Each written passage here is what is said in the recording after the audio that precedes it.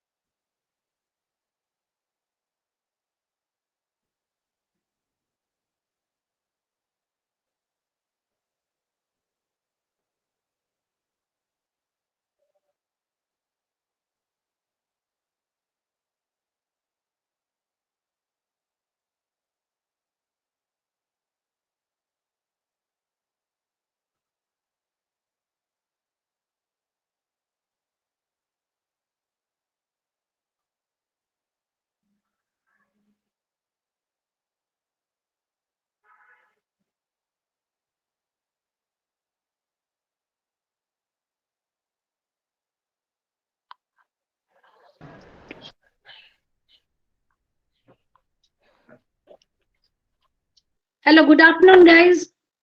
Hello. Good afternoon, ma'am. Good Good afternoon, Good ma'am. afternoon. afternoon, Good madam. afternoon, Good ma'am. afternoon, Good ma'am. afternoon, ma'am. Good afternoon, ma'am. Very good afternoon. Good afternoon. Actually, I'm really sorry because I'm struggling with my internet, but I'm not getting through my laptop. I want.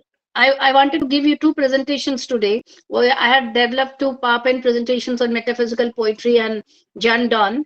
But I don't know how I can either I have to give it to Mr. Ma'am, Parida so that he can give it to you later on. Let me see. you're not audible. Is it You're audible? Yes, ma'am. uh, Is it audible? Yes, ma'am. Yes, ma'am. Yes, ma'am. Yes, ma'am. yes, ma'am. Yes, yes. Okay. Okay. So today we are going to study uh, the block three. The block three, and the block three is the metaphysical poets John Donne, Herbert, and Marvell. John Donne, Herbert, and Marvell. So this 17th century poetry, this period was a period of upheaval in all spheres. You know, it's social, political, religious, philosophical. So a lot of experiments were taking place, and so this was a very disturbed period, you can say. Excuse me, ma'am. And after the Can you 30 please Years' name the War, poet? yes, please switch Can off you your please mic. name the poets again? No, I'll come to that. I'll come to that. Don't worry. I'll come to that. So I'm talking about the age. Let me first talk about the age. That is the 17th century age. And this was the age where, no, the 30 years war, I had already told you last in my last class, there was a war between the Catholics and the Protestants. That means the Catholic Church and the Protestants, they wanted, they didn't want to be with the Catholics. So Protestants wanted to have their own church. So, and this was the time that King James of England came to power because 100 Wars year was over, and then it was also shortly followed by a British Civil War. And in the meantime, London, England regained its position. So earlier, you know, the France, Germany, and Spain, they were there, but now with after the war, it reorganized itself, and the England, you know, it developed, it restructured its society, and King James of England was also there was an accessory. After King James, King Charles the First, he came to the throne, and Charles the First, he was a lover of as a king, he was a lover of visual arts. The lot of money he spent on art collection and um, artifacts, and then paintings. So all this, start became popular because people were also fed up with this war. So the lot of money was spent on this. So there's a culture, there was a class where you can say that was a, you can say it an elite sort of class, a very cultured class, group of class. It emerged, and due to the emergence of this culture of a very you can say very polished society, a polished class, mannerisms became the very popular, how they talk, um, how they address. So those were given more importance to, and that was the time a typical type of literature came to power, came in vogue, you can say, and that was called the Baroque literature. The Baroque, Baroque, Baroque literature. So Baroque literature, actually the meaning of Baroque is something. It's like is the name for a pearl which is rough and which is irregular in shape. But Baroque in literature meant which is something very extravagant, very elaborate, and it was very ornamental. So this was the type of literature that developed when after King Charles I came into power. And the Baroque sensibility, that is called the Baroque sensibility, because they believed in sensuous, developing sensuous images. You know what is called an image is like a small, you can say, if I give write poetry and there's an image in it. For example, I write about a forest scene, and the forest scene, that image of the forest is there in the entire poem. So that is how the poem develops through images, and the images affect your senses. You feel happy when you see a cloud. You feel happy to hear the song of a bird. You feel happy to hear the music of a fountain. So these are the five senses we have in our body. So when these senses are affected, or when the senses, it pleases the senses, then those images are called the sensuous images. But there is a big difference between sensuousness and sensuality. People usually confuse. Students, don't but when you call sensual means something which is bodily means which is something physical. So it refers to sex, it refers to eroticism. All these are sensual. But when I say it is sensuous, that means it's something which affects your senses, which and this affects the, how do you affect the, how our senses are affected? Through images, because poetry is not like prose. So you have a beautiful image. If you close your eyes, you will find a beautiful image in front of you, and that is how you try to understand or how to perceive poetry. So Croshaw and Southwell, Crawshaw, Croshaw, Crawshaw, Croshaw, and Southwell, Southwell. These were the two famous Baroque poets. I told you it is Baroque poets. So there is nothing macabre, nothing dull, nothing very dark in their poetry. Everything was very joyful. Everything was, it affects the senses. And this was a typical literature. This was a typical type of poetry which developed soon after the 100 year. That means in the early 17th century. In fact, in your examination, you will usually a short note comes on Baroque poems, Baroque poetry. So when it is Baroque poetry, you have to refer to this Baroque poets, that is Southwell and these two poets. You can say Croshaw, and you can write about the Baroque literature, how it developed, and how it was a different style of its own. It is very sensuous. It was it affects the. It is joyful. It is not, nothing is very dark. Nothing is from macabre about it. So this is called the Baroque poetry. So now we are in the 17th century. What was more famous was that, there was a lot of development of science. Earlier, it was considered that the earth is the center of the universe. But with Copernicus and with Kepler, with Galileo, all these scientists, they explored and they found out that earth is not the center of the universe. Sun is the center of the universe. So earth is a planet and sun is the center of the universe. So there was a total change. There was total change of thought. So this also affected, and the Newton was also had come also in the meantime. So Newton also talked about the Newtonian theory.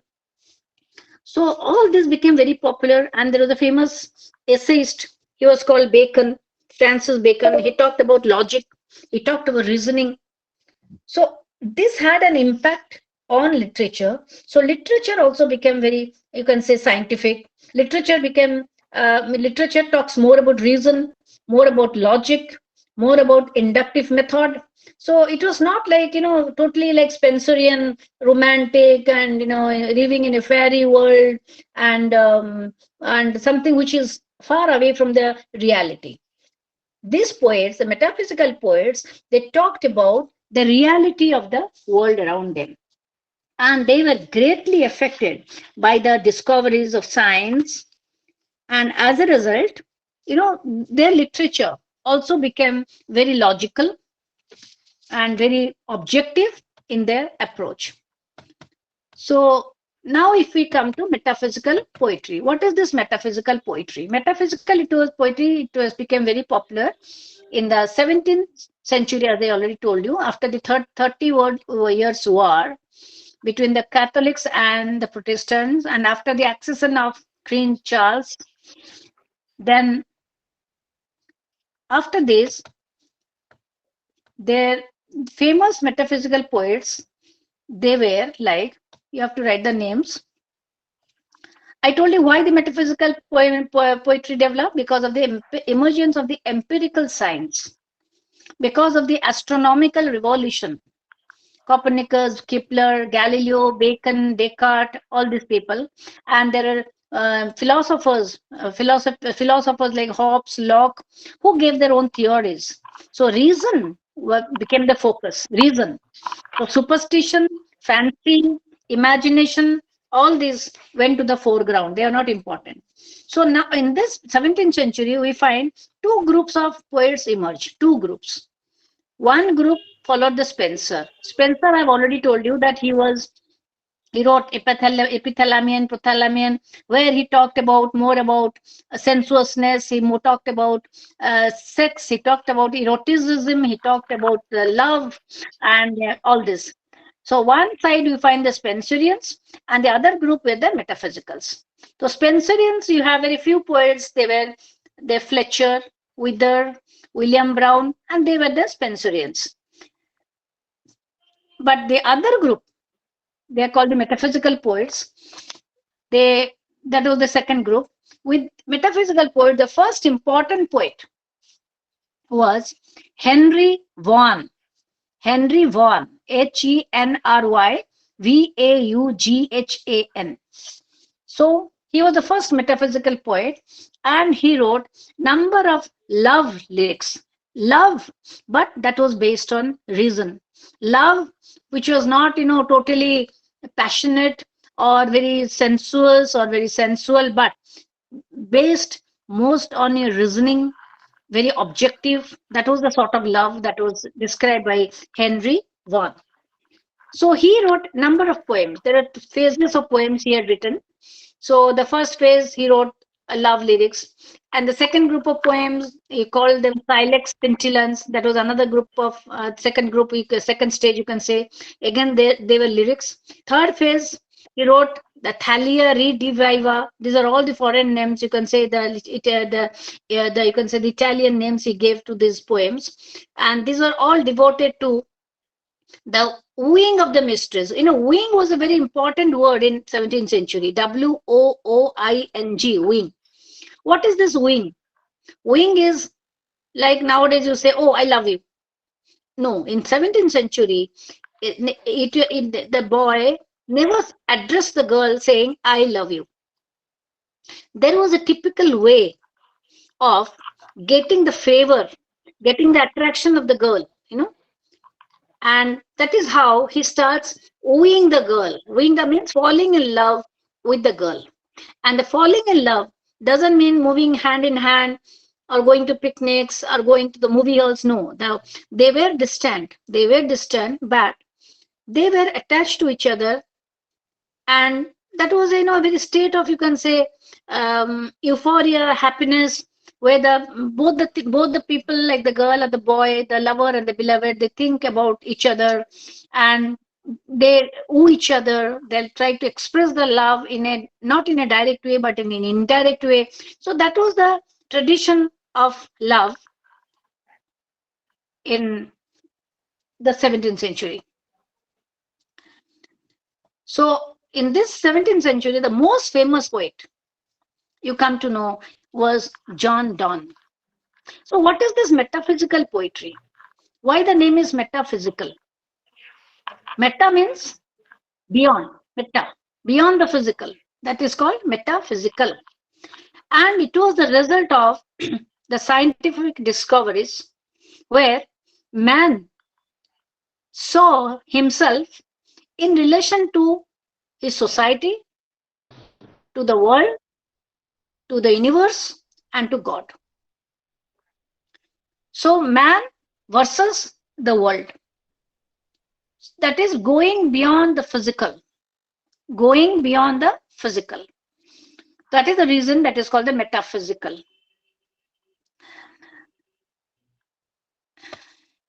So it was in the 17th century, Samuel Johnson, he was a very famous critic, he gave the name metaphysical poets. And he says the metaphysical poets they are called so because in their poetry, the heterogeneous ideas, heterogeneous means the different ideas, different, varied ideas, are yoked together, are yoked together. So that when you have varied concepts unified in your poem, that is how metaphysical poetry emerged. And the famous metaphysical poets were John Donne, George Herbert, Henry Vaughan, and Andrew Marvell. These were the four famous poets. And in your syllabus, the maximum focus is on John Donne. Okay. So in brief, you know that these metaphysical poems were lyric poems, but there was a logical structure of the poem.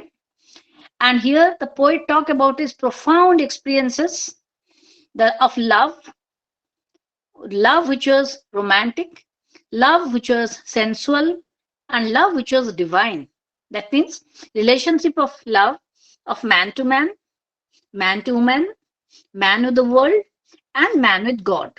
So that was a very vast concept of love that was brought forth in metaphysical poetry. So these were, you can say, intense poems, intense meditations. So it is not so easy to understand this poem because these poems are characterized more by wit, because metaphysical poets were very famous for the wit. A person is witty when he is logical. A person is witty when he knows how to put forth his words and draw the attention of others. That is the nature of wit. So they had a wordplay, they had wit, they had irony, and the poems were very much argumentative in structure because they're logical. So the poet will put forth his arguments and then he will draw a conclusion. For example, apparently dissimilar things, apparently dissimilar, something which is dissimilar, which is not similar, dissimilar, they were brought together.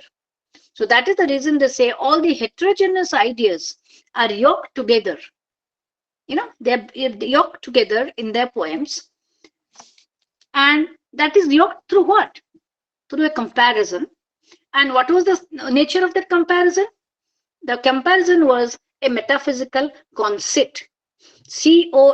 CONCEIT, metaphysical conceit. So that was a comparison, metaphysical concept, where two things have no apparent connection. Two objects have no apparent connection, but they are unified. For example, I'll tell you one example. Donne wrote a poem on the flea. Flea, flea is called the mosquito. Donne says, in that poem, what happens? The lover, the beloved, wants to kill and in fact, she kills the mosquito. When she kills the mosquito, the poet says that in that mosquito, you have killed 3 lives. How can one kill 3 lives in a mosquito? That means it has sucked your blood, then it has sucked my blood, and both our blood have been unified in the body of the mosquito. That means our love has a unification in the body of the mosquito. So it becomes a very holy place. So you have killed the mosquito, and through the mosquito, you have killed yourself, you have killed the poet, that's me, and you have also killed the holy temple where both the bloods have been mingled. Both our love has been unified in the body of the mosquito. Can you ever imagine a poet writing on a mosquito like this? How can a mosquito become a marriage bed of the lovers? So he says, our marriage bed is inside the body of the mosquitoes. So, my dear friends, it's not that you don't kill mosquitoes. Saying that I have followed John Donne, so I'm not going to kill a mosquito. Please don't do that in real life, because mosquitoes are dangerous. Okay, so don't say that, as the poet says, advise not to kill a mosquito, because that is the marriage bed, the union of the lovers inside the body. So I'm not going to kill a mosquito.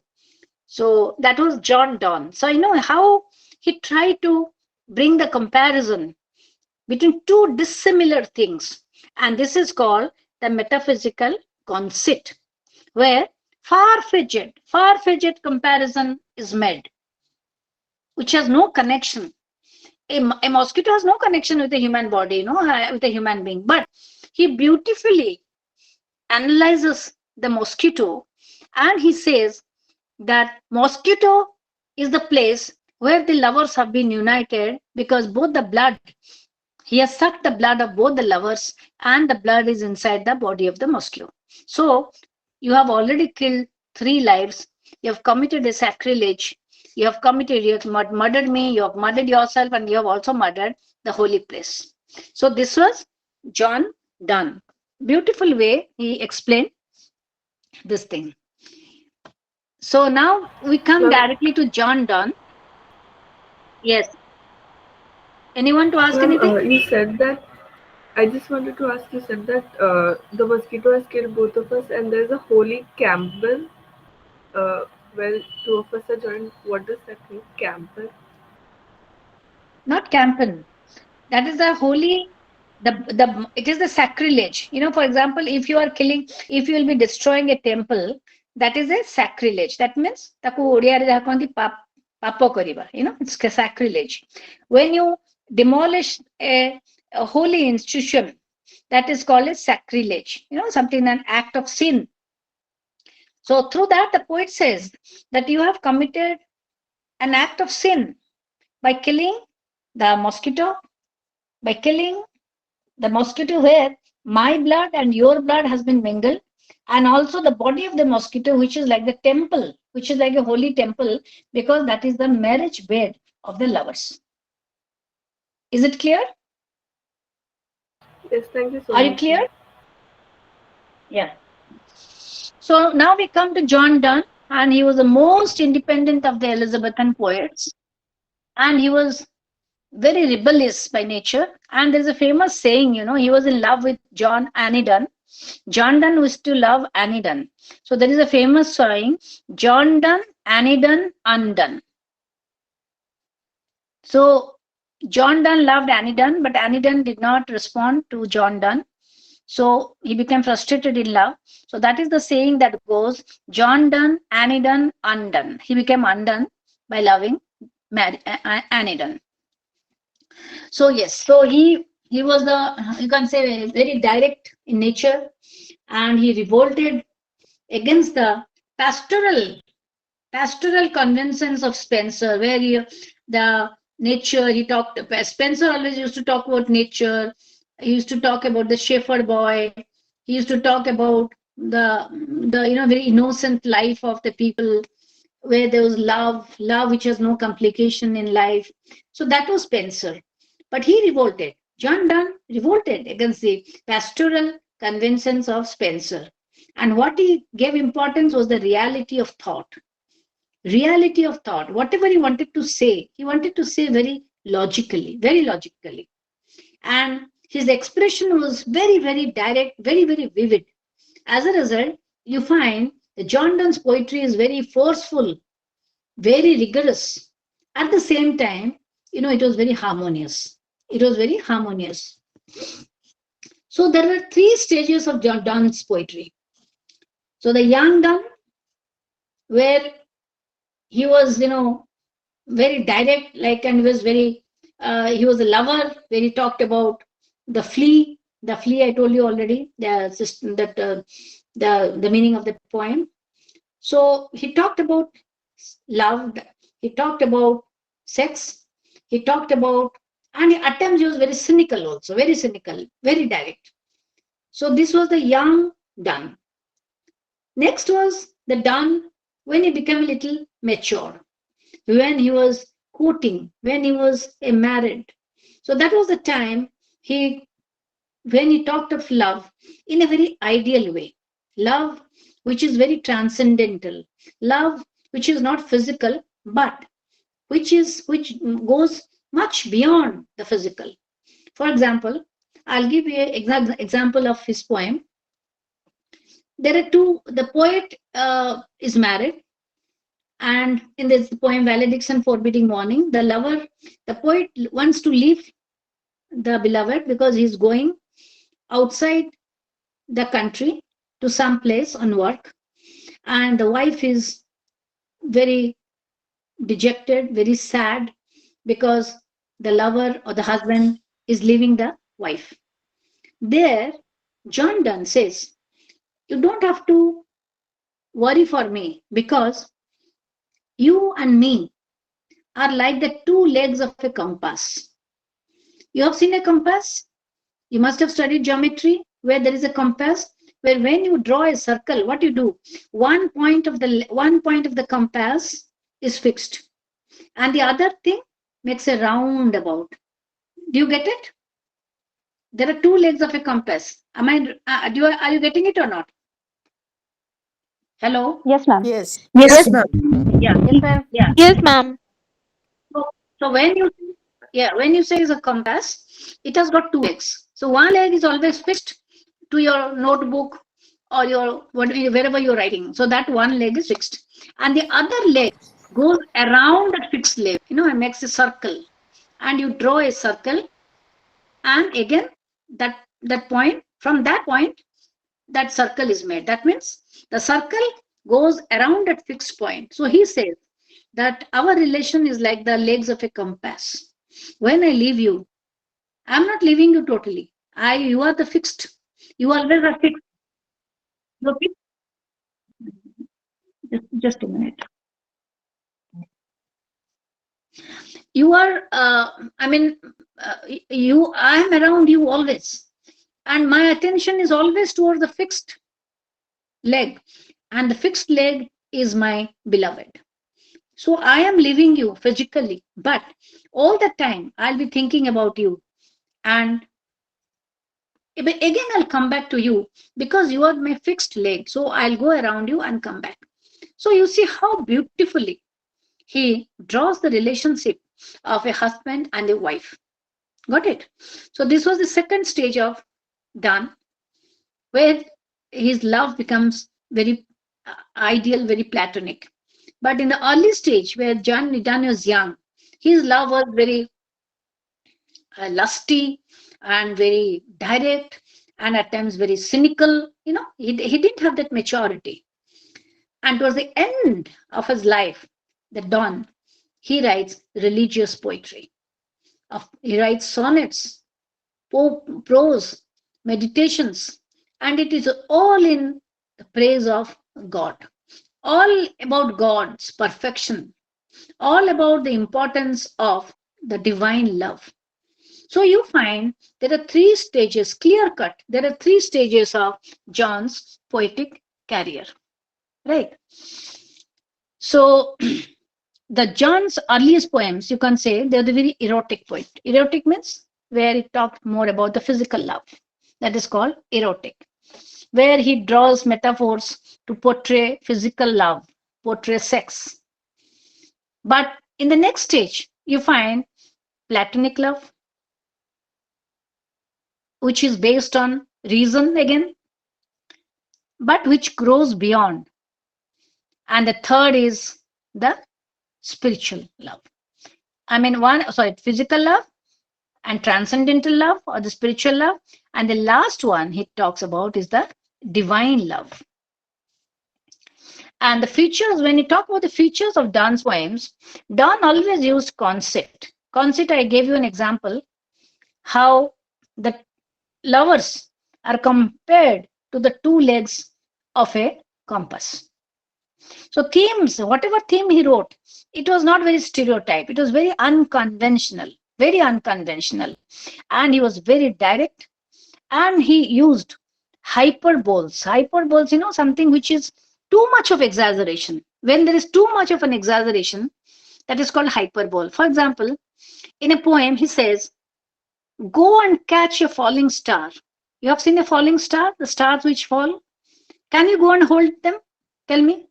Can you go and hold this falling star? No. So he says, No.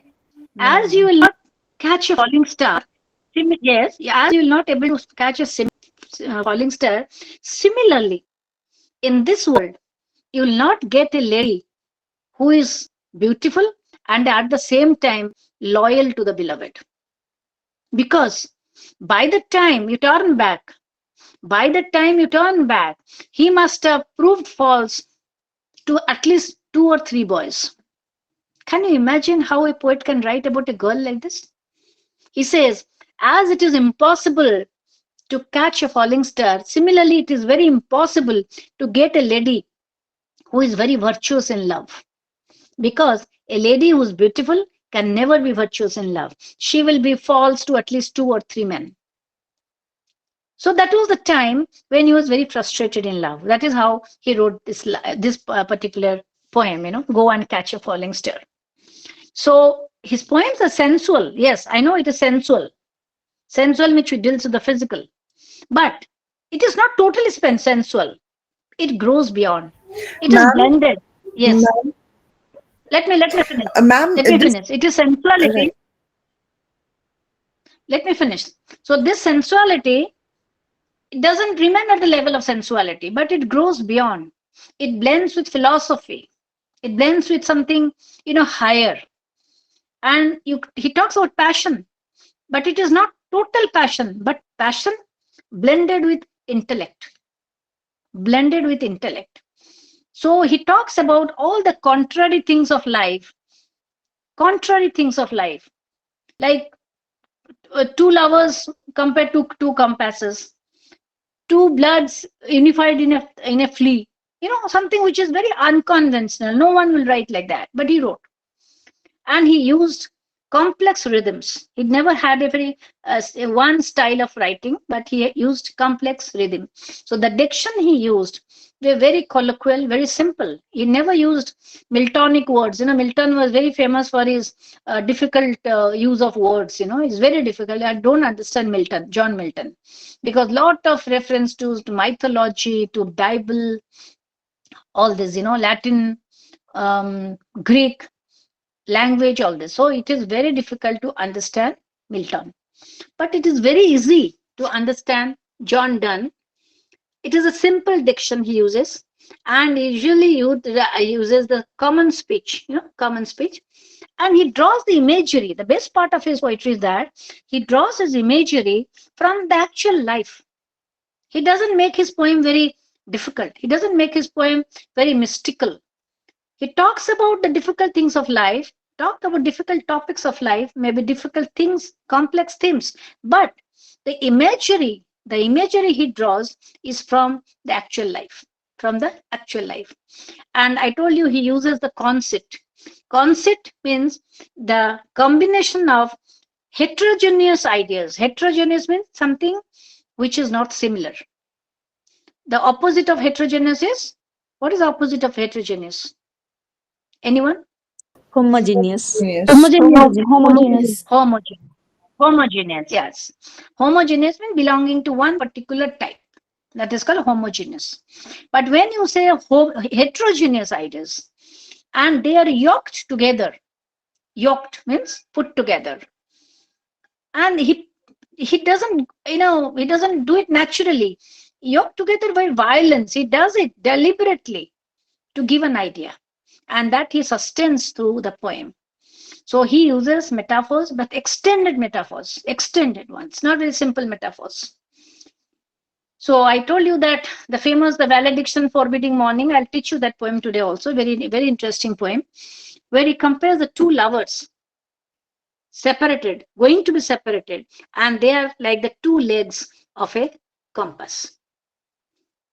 And again, you go and catch a falling star. I told you how he talks about women, that you can never find a woman who is faithful and also having a heart, because as it is not possible to catch a falling star, similarly, you will not find a lady who is beautiful and at the same time loyal to the lover. Do you agree with John Donne? Do you agree? No, ma'am. Not at all. No. No, ma'am. No, Not ma'am. at all, ma'am. Not really. No, ma'am. Not at all. I don't agree with John. Can be very Not at loyal. all. The boys will agree. I The boys agree. ma'am, I agree. Boys will agree to some extent. Agree, yeah. No, So ma'am, not at all. I take one or two poems so that you have an idea. I take from your book. Just wait. This flea is very interesting. This poem. I don't know whether you have it or not. Yes, I just find out. Actually, I have developed a PowerPoint presentation, but I'm not getting to my laptop. So that's the reason I could not give you.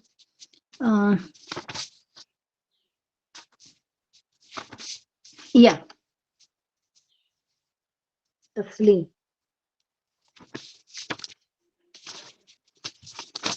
So let me see the flea from the website, because it's not there in your book. Just a minute.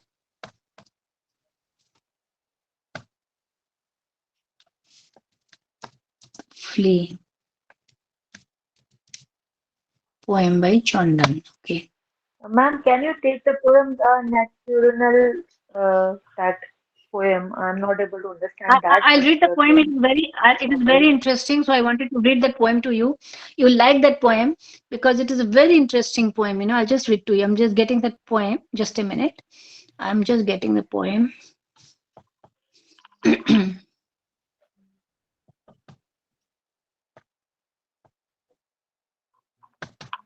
Yeah, I got it, I think.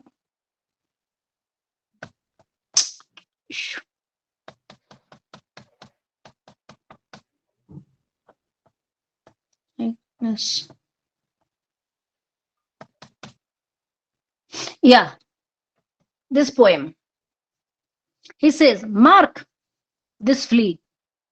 He says, mark. All in a sudden, the poem opens, mark this flea. It doesn't open very slowly or, very smoothly. All on a sudden, very dramatically, he says, mark, but this flea. And mark in this. What to mark? How little that which thou deniest me is. What you deny me is there. So that is there in the flea. Why? It sucked me first. The flea has sucked me first. And now sucks thee. Now it has sucked you. And in this mosquito, our two bloods mingled we. So our two bloods have mingled in this flea. Thou knowest that this cannot be said a sin. You say that it is not a sin nor shame. I mean, he's asking this girl. You say, no, it's not a sin, but, and you're enjoying it. But alas, it's not like that. He says, no, alas, it's not like that. Oh, stay. 3 lives in one flea. Spare. Already there are 3 lives. One, the life of the flea. One, the life of your lover and your life. Where we almost, nay, more than married are, though we are not married, but nearly we are married inside that flea. This flea is you and I.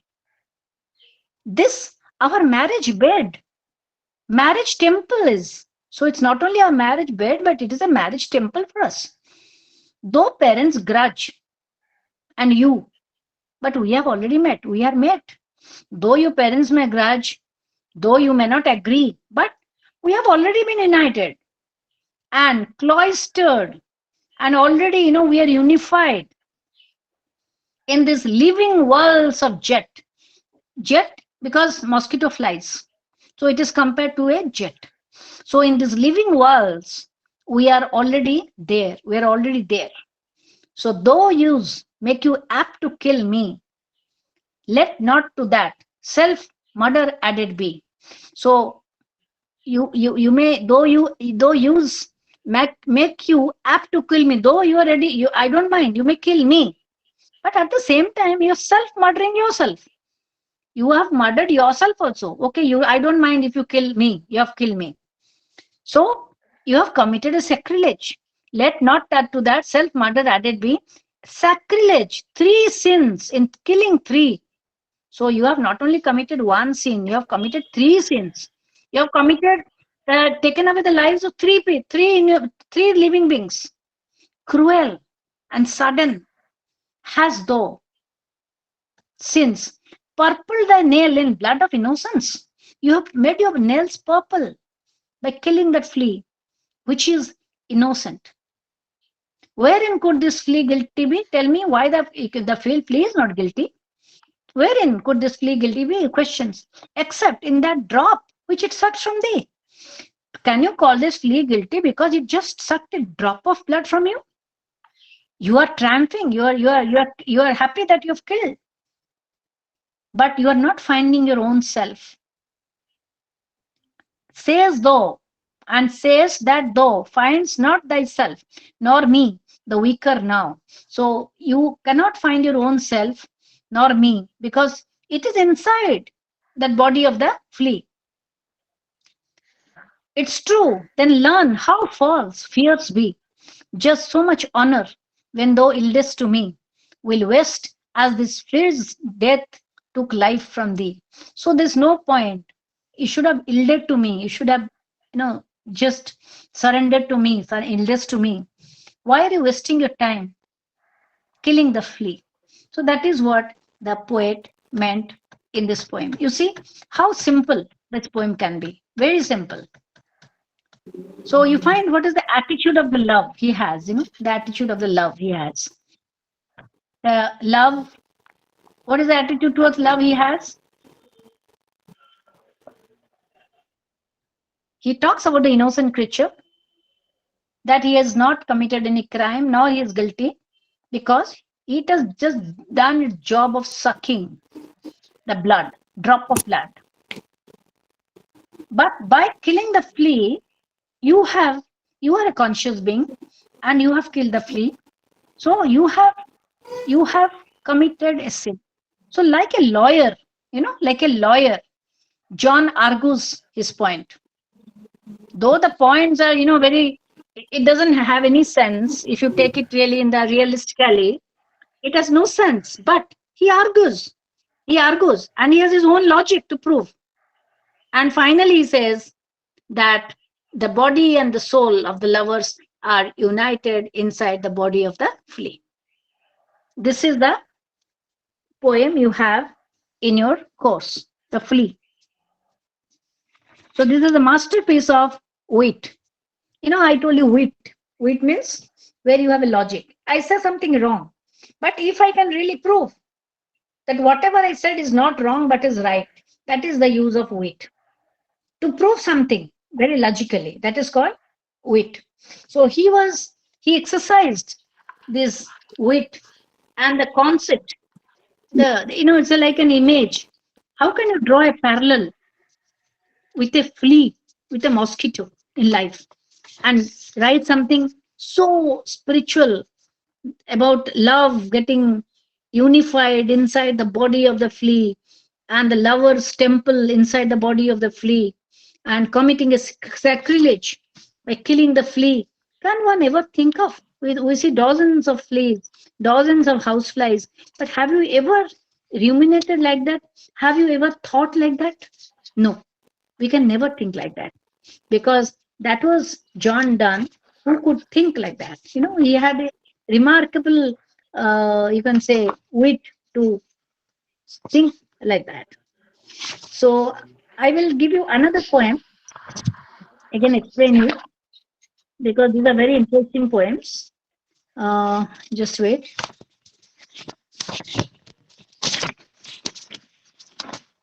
Yeah, I'll give you another poem, A Valediction Forbidding Mourning. The poem will be a little difficult to read, but let me tell you what happened in the poem. In this poem, I told you that this is addressed to his wife. This is addressed to his wife, Annie Moore. And he is Ma'am, going away, the poet excuse is me, going ma'am. away to a distant land. Yes, Ma'am, ma'am, yes. I wanted to know that from which book you are teaching to us. I wanted to get the study material. You have your study material already in your website, and you can get it. So the Google also, the website, and also I think the study materials are also sent, I believe. Dr. Santosh, are the study materials sent to the students? Yes, ma'am. Dr. Yes, Santosh, ma'am. Excuse me, ma'am. they are being sent. So Ma'am, yeah, so you Hello, yeah, ma'am. you are getting study materials. They they will get the material online, ma'am. Okay, you are excuse me, getting the ma'am. I material didn't have, Excuse me, online. ma'am. Yes. I didn't Actually, have I have this poetry, ma'am. not got MEG-1 Yes, ma'am. I am also. book Yes, materials. ma'am. I also. Same here, But you ma'am. are I didn't Don't getting, get worry. Don't MEG-1. ask material to ma'am. If you have any query, any problem, you write to mail to RC Bhubaneswar. So you will look after that. Okay. yeah, Please, Ma'am yeah. is My not going my to my remove job the is material. my job is to teach you. Yeah, the logistics part excuse me. will I'm be taken sorry. care of. Excuse me, ma'am. Listen, Please, students. ma'am. Yeah, Please, ma'am. Can they share the link? The yeah. link for the online record material. Can they share that with us? The direct link to these videos. We appreciate if that can be done, please. But I am already on the Google. You can see me. I'm Yeah. taking your class. Yes, please, but we'd like to revisit the video for our personal studies. So if they can share the link to the videos, because earlier on, Doctor said the videos are recorded and saved online, but we don't have the access to it. We don't know the link, the website. If that can be shared with us here, it will really be of great help to us. That, yeah, that this regional center is already listening to your query. They are listening to the query, and definitely they will respond to you, and they'll give you the link. Thank you. Don't have to worry. They will give the link. You can get it. Thank you. Okay. Yeah. Thanks. So yeah. So I'm talking about another poem. This is Valediction Forbidding Mourning, where the John Excuse writes, me, ma'am. We have which already sent the link to the chat box you for the study material. So you can go through with the chat box. You can take your material. okay. Please see the chat box. They have sent you the link. You can get a link from the chat box. Okay. You can get the link from chat box. Thank you, ma'am. Have you got it? Okay, okay. So now I'm going to another poem of John Donne, which you have in your course in the syllabus. And the name of the poem is A Valediction. A Valediction forbidding morning. Forbidding means something to stop. Stop. Don't forbid. I forbid you from taking wine. That means I restrain you from taking wine. That is called forbidding. So it's a valediction. Valediction is, the valediction is the day when you have a function, you have a valedictory. The last part of the function is called a valediction. So it is a valediction because it is a farewell. The lover, the poet, addresses it to the lady love, his wife, because he's going to another country to gather fortune. And the wife is very sad.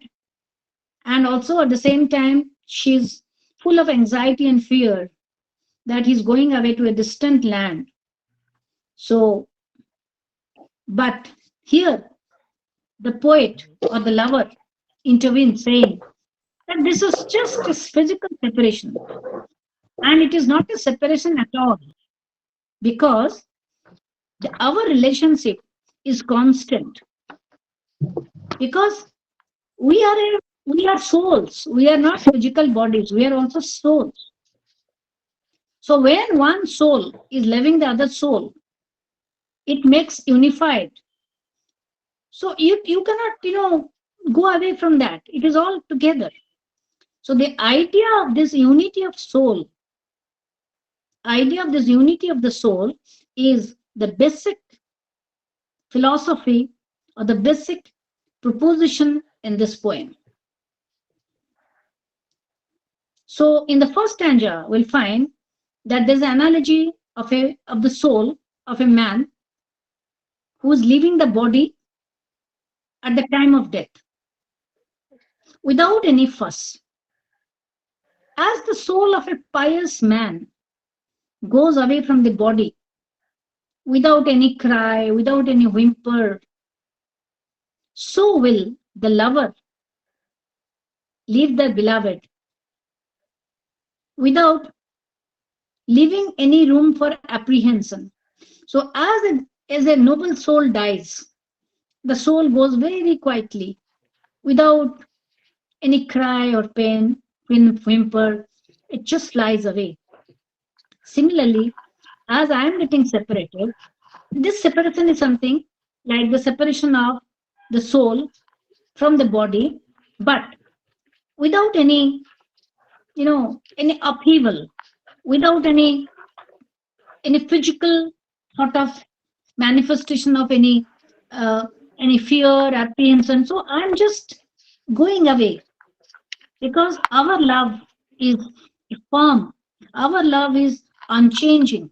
So what is the point in weeping? Don't have to weep. So it advises the lover, the beloved, not to weep, because it is like the going away of the soul of a noble person very quietly, and again it will be coming back. The body will be unified to that soul someday. So in this stanza, in the next stanza, you'll find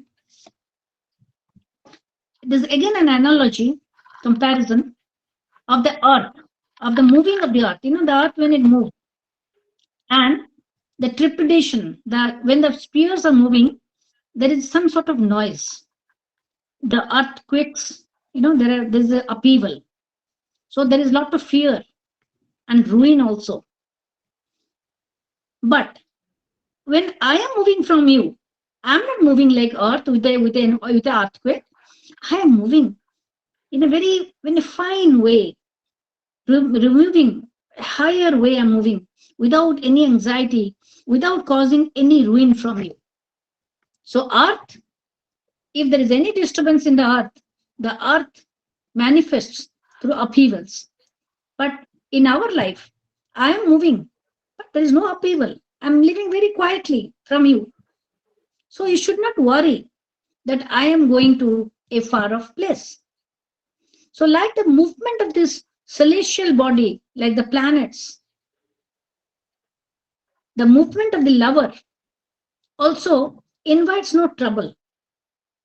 So when a lover is leaving the beloved, there is no trouble, there is no upheaval, there is nothing which affects. So why should you cry? Why should you be disturbed? Because those who cry, they are the dull, sublunary lovers. Those people who cry in agony of separation, they are not normal people. They are dull. They are sublunary people. But we are very high, very at a very higher level. Both of us at a higher level. We are like celestial beings. So he talks of the separation, which is really inseparable. They are inseparable because they are united in body and soul. So then he says, to reassure the lover, the beloved or the wife, he says that I am constantly in love with you. Don't worry. I am constantly with love with you. So he gives two examples. First example he gives of a gold bar. He says, the gold bar, when you want to make shape to the gold bar, what does the goldsmith do? He beats the gold bar with a hammer. And then the gold bar becomes thin, expands. So similarly, our separation, it is like expansion. So when I'm getting separated, we are like that separation causes us to expand. And we are not in that shape, we expand. So the relationship between the lovers, it is a momentary separation, but actually it leads to the expansion of the relationship. So, it is a very difficult concept. For example, he says that it is a momentary separation. But like the gold bar, we are expanding. We are giving a shape to our love. It is just a physical separation from you, but actually I'm not getting separated. Again, he gives another example.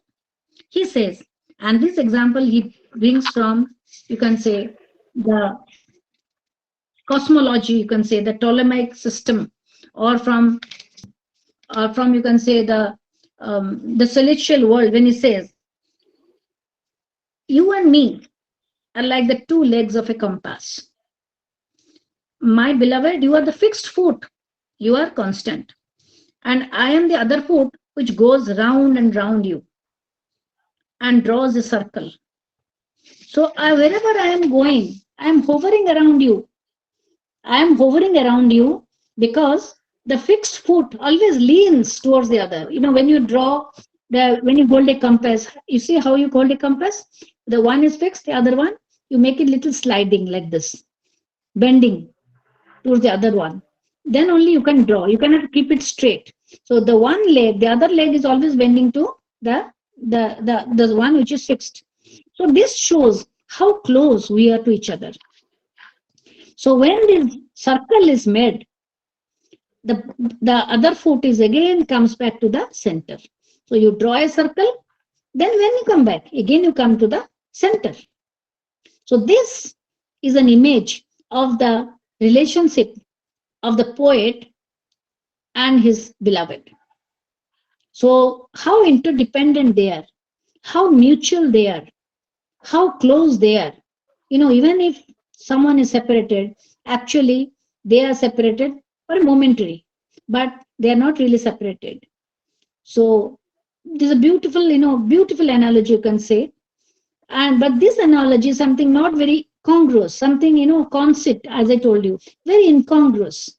Usually you don't compare two lovers to the two legs of a compass. Can you ever do it? You can compare to something else. But a poet comparing the two lovers to two legs of a compass. Something which is, a science has prevailed upon him, you can say. But that is how Donne describes. So in Donne's poetry, That is definitely there is a logical structure. He builds a logic, he builds his own argument, and then he comes to a conclusion. So he beautifully interweaves the structure of the poem with the thought, with the logic he has. So this is the very famous poem, and this poem is also there in your syllabus.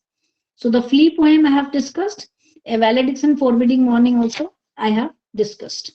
Okay. So I have given you 2 poems. So did you understand, Don? Let me get some questions from you. Then I'll go to the Yes, other ma'am. poets. Understood, ma'am. Yes, Excuse ma'am. me, ma'am. Did you understand? It is so interesting. I would Yes, advise please. you that, yeah, I would advise you that you read John Donne. You love him. The way he expresses his love. Okay. And he's so, at times he's so sarcastic about women. So the way he Okay, addresses. ma'am. So something, at every stage of his life, you find there is a transcendence. There is a transcendence because the poet grows from immaturity to maturity, from the flesh to the spirit, or you can say from the physical to the divine. And his last poems are always in praise of God, very, very spiritual, very, very mystical. Okay. Okay, ma'am. Excuse, In the ma'am. last poem, he says the poem, yeah, Okay, ma'am. We've seen the link for yes, the online study materials, but not for the videos. We appreciate the videos, the link to the online videos precisely. These videos, we appreciate that no, link. that thing, yeah, listen, I am not to do that. I am supposed to take your class. The logistic part of how you get the video and other things, that your regional center, you have to write to your regional center, they will take care of that. Okay. I am supposed Okay, to ma'am, take but your Ma'am, class. we don't Explain. reply to our mails. excuse me, ma'am. Ma'am, yesterday you were telling about the critical summary. Ma'am, can you please explain the critical summary of the poem Flea? Okay. For example, I take the poem Flea. And the flea, you find in that flea, when you start the poem, you first write about that this poem is composed by John Donne. And who's John Donne? You have to say that he's one of the prominent poets of the metaphysical age. And little about the features of his poetry. That John Donne has, he was famous because he used uh, irony, his conceit, far-fetched ideas were rubbed together in his poems, all this. So one such poem is The Flea, where the poet taking a small flea, very small object of flea, a very mundane object, which is, around us all the time. But it becomes a symbol of the unification of the lovers. So he says in that, then you have to develop that through the poem, that in the first stanza of this poem, the poet says this. Okay. And by saying this, he uses the concept. Then you little explain about the concept. What is the concept? Where you draw the analogy by two heterogeneous ideas, they are two incongruous objects, they are unified. And then again you develop, saying in the second stanza, he says that you take a pride that you have killed the flea, but actually you have not. There's no sense of pride because you actually have committed a murder. You have taken the innocent flea's life. You have killed your lover. You have killed yourself. And also the holy institution, the bed, where our unification has taken place, the sacrilege. So not only you have you have murdered, but you have also committed the great sin. So taking a very small object like flea, a physical object, how he becomes very metaphysical in thinking. He talks of the body and the soul. He talks of the unification of the souls. Because, during in the 17th century, They believed that unification of souls also happens through the unification of blood. That was the concept. So he says, so that is something very, a very holy thing. It's a very holy. Suddenly the flea becomes very holy, becomes very divine because it contains the blood of the lovers. It has transformed itself into a marriage bed. And by committing this crime, you have committed a great sin. So don't take pride and don't, you have purpled your nails by killing. But I think now it's time. He says that it's not a great thing you have done, but it's time you should reflect that you have committed a sin. So, using his own logic, using his wit, through the employment of the concept, analogy, he beautifully draws the subject, and from a mundane theme, he goes much beyond. He transcends to the level of the unification of souls. So it looks very simple. It looks very simple, but the thought is complex. The thought is very complex. So then you can use what all he has used: irony, metaphor, all this, what is the rhyme theme, what's the rhyme scheme of that poem, if it has got any rhyme scheme, or you can say the short lines, long lines, there is not uniform line scheme there. That much you can comment on the style of the poem. Is it okay? Yes, Ma'am, ma'am. No answer? ma'am, the second poem you taught today, can you please say the topic again, ma'am? Topic. Valediction forbidding mourning.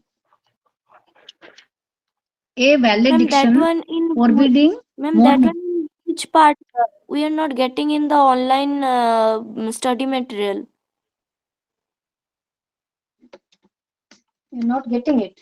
Then you go to the Google, you'll get it. Yes. Don't have to worry. You can go to the this thing. Go to the Google. You get everything in the Google. Okay, ma'am. I'm trying. Ma'am, can Ma'am, you it is please also repeat? John Donne's. I've talked about John Donne. I explained you two poems of John Donne today. If you have any question, you can ask Ma'am, me so that I next go to other one. ma'am, can you please repeat the barrack poetry? Hmm? Can you please Which one? repeat the barrack poetry about barrack poetry? Baroque poetry. Yep. You cannot just go on repeating. And I've already explained Baroque poetry. I've told you that was in the 17th century this poem, Baroque poetry developed. And Baroque poetry is something which is very sensuous. It talks generally about love, and there's nothing sinister about that poem. And everything is, it is there's a typical style they had developed. And there are two poets who wrote this Baroque poetry. So it comes as a short question only. Because there is nothing much discussed, because it is applied to verses about poems, which talks more about sensuousness, ornamentation, world of joy, and nothing macabre, nothing green, nothing sorrowful, but everything is very sensuous, very full of love. That was the Baroque literature. Okay. So, and in fact, Baroque literature had an impact of Spencer's impact on Baroque literature, which is more of a very sophisticated way of, expressing your love. And it was I told you that during that time, that was a wooing concept of wooing, and where the sensibility part of it, sensibility, because love was not something very direct. Love was not something very it was expressed in a very decent way. So that was the style of expressing love. So that is how Baroque literature have developed. And there are two famous poets I told you, Crochet, and The other one, what was his name? I told you, the two famous poets, Baroque literature. So Thomas Southwell. and Carew. Thomas Carew. Okay. Yeah. Ma'am, do you mean So Baroque? next poet we can go. Baroque? Do you mean Baroque poetry? Yes. Baroque? B Do you mean Baroque? Baroque. Baroque. Thank Baroque. you. Baroque. Baroque. Baroque. Okay. Baroque. Thank you so much. Okay. Ma'am, could you That please comes only repeat as the a short name? question. It will never come as The name. Baroque. Baroque. Yes. Baroque. Name of Baroque literature. poets, important poets. Name of you Important can say that poets. there are two. There, Crashaw. Crawshaw.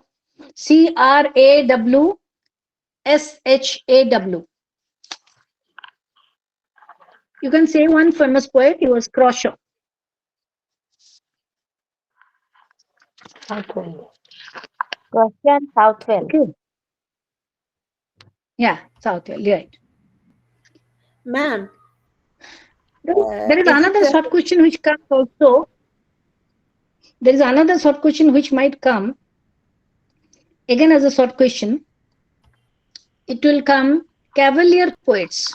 Again, 17th century. Cavalier. Cavalier. Cavalier poetry.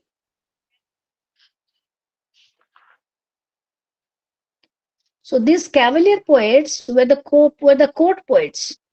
They were the court poets of Charles I. They were the court poets. So they wrote very Ma'am, Jeffrey sophisticated. Chaucer was for Please don't disturb in between when I'm excuse me, saying ma'am. something. Please listen to me. When I am saying something, please don't interrupt me. Let me finish. Let me finish. If you have any doubt, again, I can explain you. Okay. But my flow is getting interrupted every now and then if you ask me some question. So I told you about the Cavalier poets. Cavalier, this comes as a short question, and they are the poets who were in the court of Charles I. They were also called the royalists. Royalists. Okay.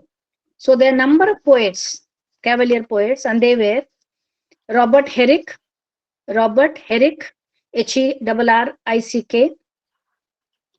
then John Suckling, John Suckling, John Suckling. Third is Richard Lovelace, Lovelace. So all these poets, they wrote about love. They wrote about love. And they were erotic poems. There are a lot of emotion used in the poems. Lot of emotion used in the poems. So mostly they celebrated love and the lover. They were celebrated by the Cavalier poets. So they were the royal poets, you can say, who existed in the court of Charles I. So I'll give you, if possible, I can give you an example. Just allow me some time.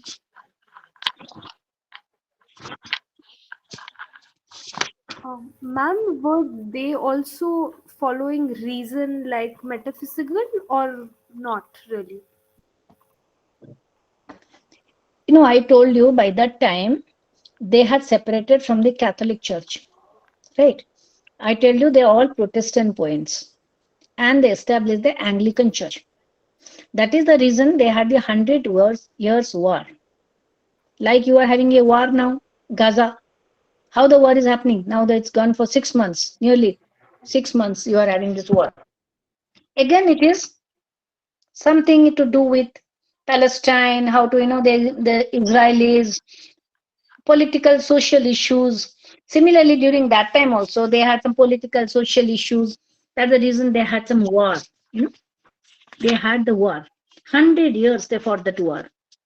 So the Catholics separated from the Protestants, and then they in England they established the Anglican Church. So Catholic Church is very, where the priest is very important. Whatever the priest says, it is final. But Protestants, that is the individual worship.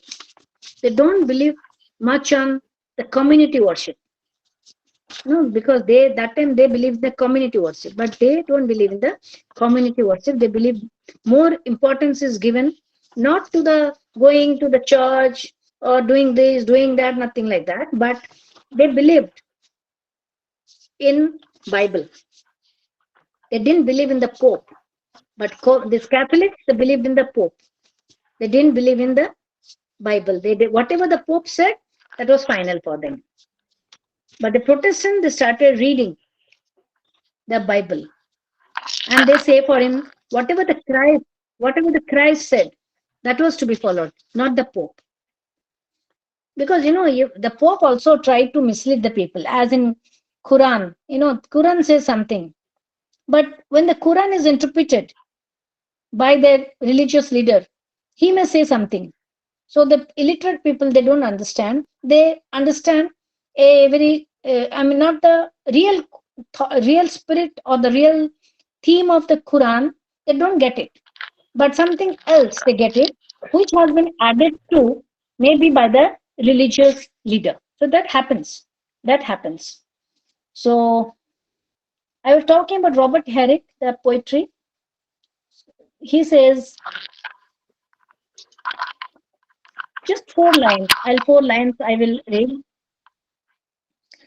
Bid me to live means allow me to live, and I will live. If you allow me to live, I will live. He's telling the lover. Or bid me die. If you tell me die, I will die. Even death to die for thee. Even death will be ready to die for you. So this is how the lover is addressed. Then in another poem, in another line, he says that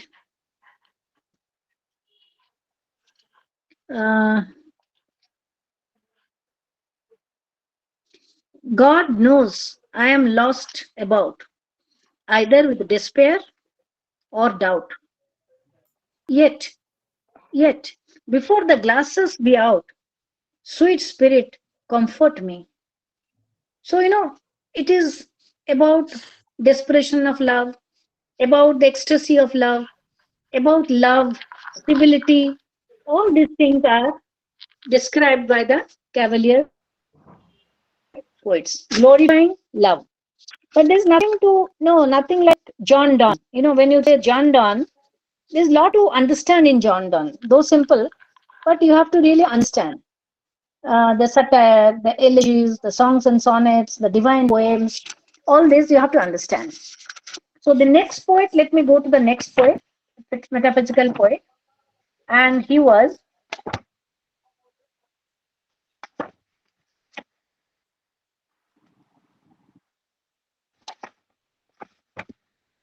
Ma'am, may I ask you something? If we have a question, a 20-mark question on Donne and maybe Donne in a comparison of Donne and Robert Browning or Andrew Marvell, how do we go about answering that question? For a 20-mark question, what all do we include to get proper scores? you have to compare for the poem, both the poets. You have to compare the features of both the poems. Okay. You have to If they compare do the not give us features of both any the poems. poetry. Okay. How will not be? It is there in prescribed in your course. You're supposed to read. You're supposed to read. Right? So even if they don't give, you're supposed to read, at least have an idea about his poems. So we need to quote So that's why you have to their compare. poetry. At the same time, we No, you explain need about not the kind of need not- poetry that they maybe are writing. If you remember, fine, one or two lines you can quote, but general you can talk about the features. What are the important features of poet? For example, this poet John Donne, he was very logical. He was a very realistic poet. He talked about Yes. complex ideas of life, but in a very simple way. He had different stages of his poems. One was very profane and very lusty poems about sex and all he wrote. There's one poem when he addresses the sun. The two lovers are sleeping in the bed, so they don't want to get up. It is already morning, and the sun is peeping through the curtains. So he The sun says, rising. "Busy old fool." Sun rising. He says, "Busy Unruly old sun. fool, unruly sun. How can you do this? Peeping through these lovers, peeping through the curtains to these lovers. You have no other job." So something very dramatic. Suddenly he'll just address the sun like this. So and he says, "Busy old fool." The sun is being addressed as a busy old fool. So it's something no one addresses. The poet is supposed to be very dignified. When he talks about the planets, when he talks about the sun, everyone says, "Oh, beautiful sun with the golden sunshine, this daffodil, the shining bright," all these, that. But can you imagine a sun being addressed to busy old fool, unruly sun, who have no other job but to peep through the curtains and see what the lovers are doing? So this is done. Very smart poet. I just love John Donne. Even if you give me poems today, I just go on reading his poem, but there's just spectacular, something very offbeat, something which is not in traditional, you can say. So he had another contemporary, and he was George Herbert. But George Herbert, unlike John Donne, was very saintly, very pious, very quiet, and he was a devotional poet. There's no sort of addressing the sun like busy fool, or rejecting the beloved, or saying that you go and catch a falling star, you will not get a falling star, neither will get a lady who is loyal in love, something like that. Very cynical. No, he was a devotional poet, and his poems are like meditations. There is no sarcasm, there is no satire. Very serene, and very moral. And he talks of love, but he talks of love which is divine, love which is not profane, but love which is very saintly. Herbert had unshakable faith in God, but Donne, he had a fearful fascination of the God. That was the difference. He was fascinated, but at the same time, he had a fearful fascination. It was no total submission for God, in front of God. But Herbert was totally, dedicated person. He had no question mark in his mind. He was a total modest and very saintly, very humble. So here I'll give you an example of one poem where he says that rest. There is a poem called Rest. Of course, it's not there in your book. The poem's meaning is rest, R-E-S-T. So God decided. There's a pun on the word rest. Pun means a particular word having many meanings. That is called pun. P-U-N, pun. So Herbert uses pun in his poem, The Rest. So just a minute, I'll switch on my computer. Just a minute.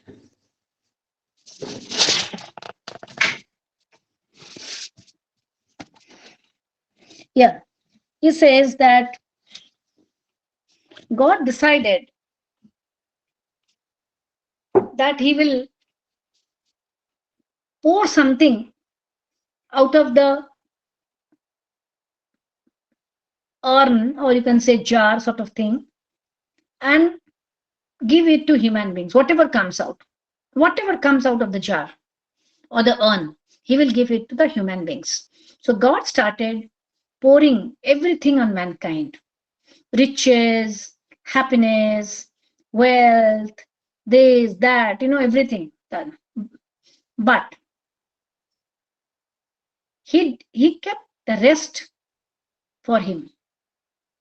Do you understand the meaning of rest there? That means something was left, the rest which he did not give to human being. He did not give the rest of the things because he did not want that human beings should rest. Are you getting my point? Are you getting the meaning? He did not, Yes, he gave definitely, something ma'am. from he gave something from the urn and he started pouring it to human beings. And rest he kept for himself. So rest means something which was left. So that was the first one. He did not give the rest because he did not want that human beings should rest. Okay, because if you give rest to human being, R-E-S-T, rest means when everything is contented, you rest. So if you give the rest, R-E-S-T, to human being, he will never remember God. So he did not give the rest. The rest he kept for himself because he did not want to give the rest to human beings, or else the human beings will not remember God. So that is how Herbert talked about the relationship of God and man. Similarly, there was another poem I remember we had, The Telephone. So Ma'am, when this we is the talk, poem Fully that by we George Herbert that you were saying. The poem Fully by George Herbert that you were saying. rest, That I can rest, remember that rest. I have read the poem You have read fully. it? You have you have read it? You have read it somewhere? Yeah, I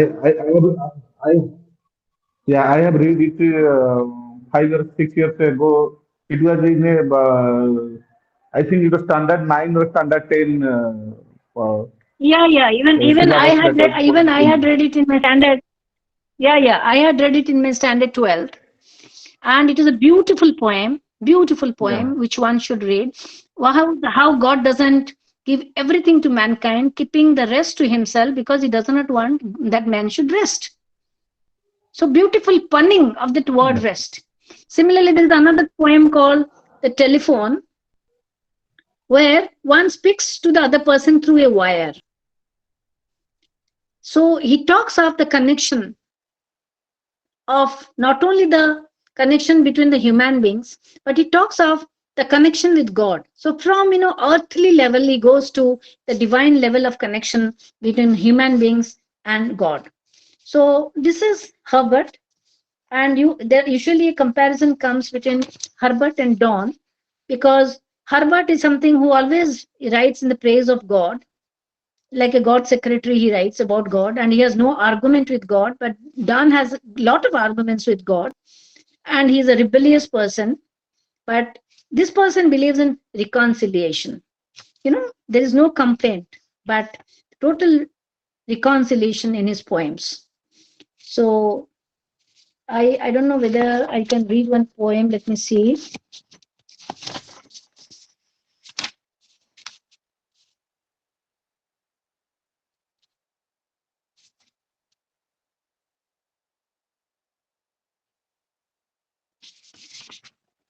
There's one small poem.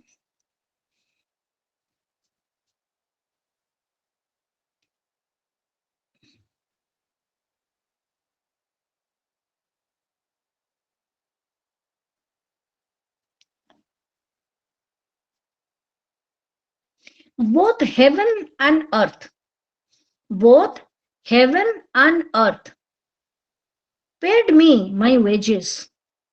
Both heaven and earth paid me my wages. Wages, what do you get? The money for the work you have done. Paid me my wages in a world of mirth. In a world of mirth means happiness. In a world of mirth, where the prayer is. So I have got my wages, not only from heaven, but also from earth, because I am living in a world of happiness. So I have got my wages. So this is what Herbert writes. And you find that the Herbert's intention is always very transparent. It is always in the praise of God. But John Donne's poems are loaded with images, loaded. And they're very bold in themes, very bold. Talks of rejection of love, talks of infidelity of love, talks of cruelty, talks of, again, divine love at times also, separation. So many, he has varied themes. And the language he uses is usually a blank verse. He doesn't write in any rhyme scheme. So it is mostly in blank verse he writes. So this is the summing up, you can say, of these two poets. And another poet is left of the metaphysical age. And he's not a very important poet, but yes, he has an important poet because he was very much influenced by Spencer. Again, love. This a glorification of love, no rejection, only glorification of love. And the famous poem you have is, I think you must have read this poem. I think that is To His Coy Mistress. It is his famous poem, To His Coy. Coy means someone who is very, very delicate, someone who is very quiet. You can say, what is the word for that? Um, not very bold. You can say, "Jaako Odia रे कहो Lajo." Ma'am, shy. Shy. Shy. Yeah, Shy, ma'am. yeah, shy, soft, delicate. So he's addressing that to his mistress, to his coy mistress. And he says, had we but world enough and time, if I would have the world for me, and if I would have the time, we would sit down and think. What will you think? Which way to walk and pass our long love's day? So if I have time, the poet says, then I would sit down with you, with a coy mistress, and we should think how to walk and how to pass the long day. Though by the Indian Ganges side, he talks about Indian Ganges. I would love you 10 years before the flood. And you should, if you please, refuse. You may refuse. But I would love you 10 years before the flood. He talks about the flood. Before the flood comes, even before that 10 years, I must have loved you. My vegetable love should grow vaster than empire. My love, as a vegetable grows, my love will also grow vaster than the empires, and more slow. It will grow, but it will be slow. And 100 years should go to praise the eyes. I'll need 100 years to praise your eyes, your forehead. 200 years to adore each breast.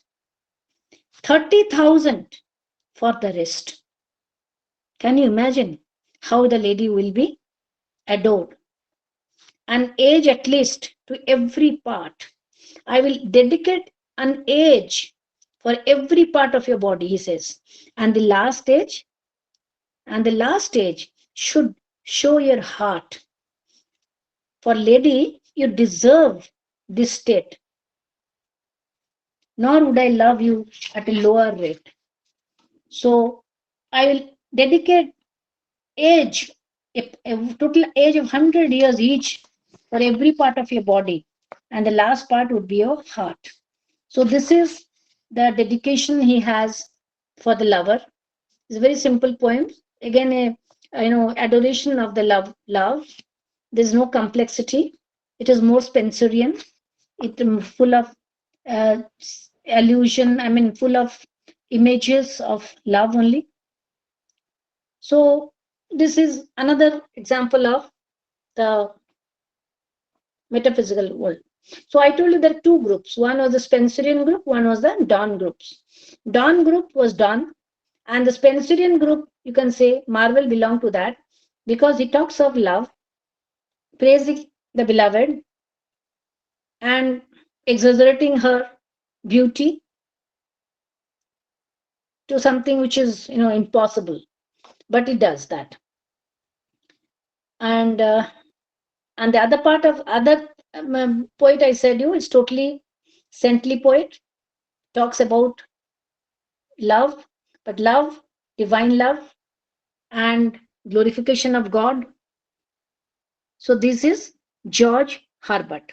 So you have three famous poets: John Donne, George Herbert, and Andrew Marvell from the metaphysical poetry. If you have any questions, you can ask me now.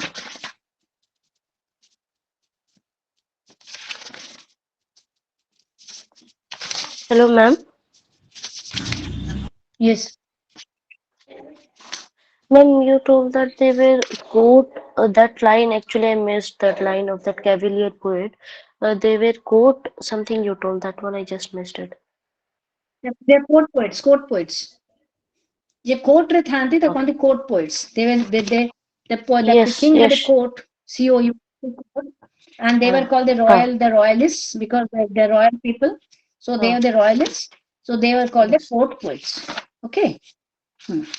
Yeah, yeah. Thank you, sir. Thank you. So I think, Excuse me, I think, yes. ma'am. Was Geoffrey Chaucer was a poet? Geoffrey Chaucer, yes. Thank you, ma'am. Yes. Geoffrey Chaucer's Canterbury Tales I have already discussed. Non-Twister's Tale, I talked about that cock and the hen story. Yes, yes. We understood, ma'am. Thank you, ma'am. Hello, So now we can wind up. Ma'am, Yes. ma'am, metaphysical poets, did they belong to Elizabethan period?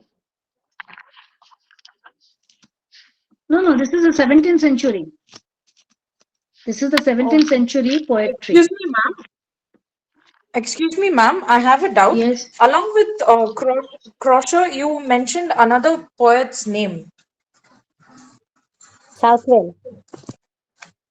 Could you please repeat again, ma'am? Southwell. Okay. Thank you, ma'am. You spell it, your friend. Yeah. Any question, or should we wind up?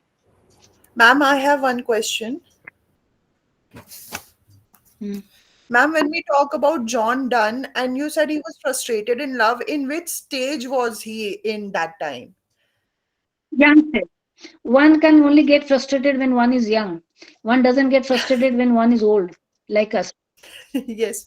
So everything is reconciled at the stage of when someone gets old, because you don't have the energy to fight also. So everything you surrender. Only when one is old, young, he has the energy in his, and so this adrenaline that flows in his blood, and he can fight, he can attack, he can do anything. So that was John Donne. So I just wanted to read the poem. I told you, that the poem name is George Herbert. I got the poem. The name of the poem is The Pulley. Sorry, The Pulley, not the rest. The Pulley. Pulley. Pulley means you go to the well. Have you seen that round thing when they put the rope? You put that can of, then you draw the water from the well. Have you seen the pulley? This Yes, ma'am. Yes, by ma'am. George Herbert, right, ma'am? Yes, ma'am. Yeah, George. I'm talking about George. So you go to the well, you will find a pulley. You draw water from that. Okay. So he says that George Herbert writes, when God at first made man, having a glass of blessings standing by, so he had a glass of blessings, and he said, I will pour on him all I can. Let the world's riches, all the world's riches, let I can disperse them to. So first he gave strength, strength. Then he gave beauty, then beauty followed. Then wisdom, then honor, pleasure. And when everything was out, almost everything was out, God made a stay, means God paused. Perceiving that alone of all his treasure, there is only one left in his treasure, that in the glass of blessings. Rest in the bottom lay. Rest, R-E-S-T. So that was at the bottom. He said, if I bestow this jewel on my creature, he would adore my gifts instead of me. He will only adore my gifts, not me. And then he will rest in nature, not the God of nature. So both will be losers. So both should losers be. I'll be a loser, he will be a loser, because he will adore my gifts, he'll forget God. He'll rest in nature and he'll forget who is the creator of nature. So I will be a loser, he'll be a loser. So let him keep the rest, but keep them with repining restlessness. So he kept the rest, because if he gives the rest, he'll be contented. So if God will not give the rest, then man will always remain restless, which we are nowadays. Everyone is restless. Let him be rich and weary, but that will toss him to my breast. Only when one is restless, then one remembers whom? Oh God, oh God, oh God, oh God, save me, oh God, help me. Because if you're happy staying in a 7-star hotel, going in a Mercedes, you'll never remember God. So when the bad times will come, miseries you'll encounter in your life, then you remember the creator, that is God. So the pulley, that is a pulley. He gives everything to man, but he keeps the rest for himself. The rest will draw him back to God.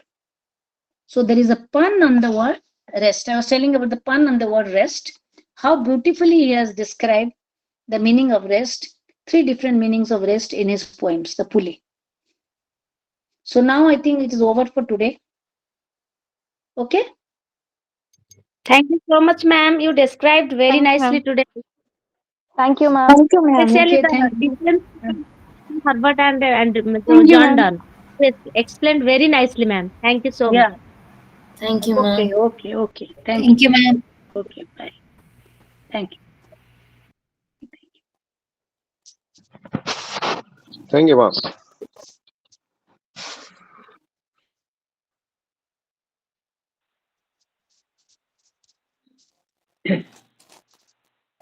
Thank you very much. Thank you. Thank you, ma'am. Thank you. Thank you.